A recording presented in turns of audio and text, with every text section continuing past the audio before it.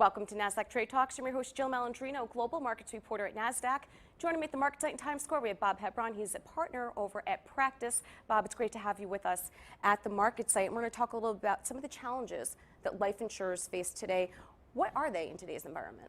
Well, the single biggest challenge, when you think about it, is a challenge to earnings that they've had, and that the interest rates over the last 10 years they've been able to earn on their bonds, which is the majority of their assets, are probably less than what they guaranteed their policy owners and what they had a credit on their policy. So they've been under huge amounts of earnings pressure. At the same time, in terms of the top line numbers, their distribution systems have been aging rapidly, and their most productive distributors are tending towards retirement and are not being replaced at the same rate by younger ones. So they're under pressure there. And now, most recently, they're really being hit on both fronts by a regulatory scheme that is really targeting the sales process and their distributors and some of the complexity around their products. So, and this is the DOL fiduciary rule and New York Regulation 187. That's what's really impacting them. Right. For the first time in ever, really, with life insurance, there's now a de facto best practices rule that governs how the life insurance policy is sold. And that puts a lot of burden on the life insurer in that they're responsible ultimately, as well as their distributor, for compliance with that regulation and all the record keeping and other work that has to be done in association with it.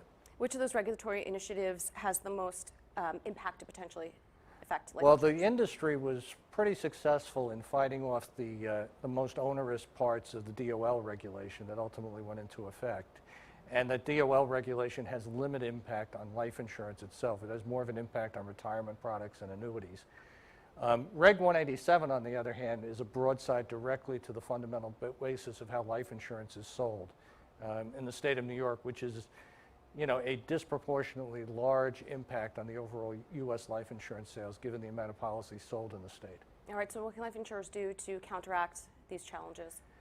Well, I think the biggest thing they have to recognize is this probably it promotes knowing your consumer in a way that life insurers typically haven't done over the years. They tended to rely on their distributors for information about who buys their policies as opposed to doing direct market work with the ultimate consumer.